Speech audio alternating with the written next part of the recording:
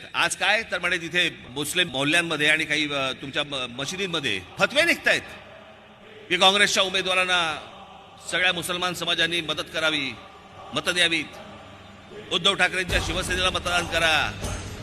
जर हे मशिदींमधनं हे मौलवी जर समजा यांना फतवे काढत असतील की यांना मतदान करा म्हणून,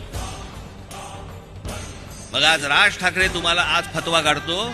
माझ्या तमाम हिंदू बांधवांनो, भगिनींनो आणि मातांनो,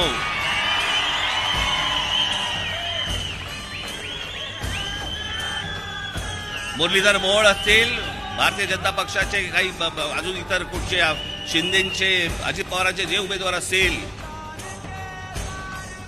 त्याला भरघोस मतांनी मतदान करा.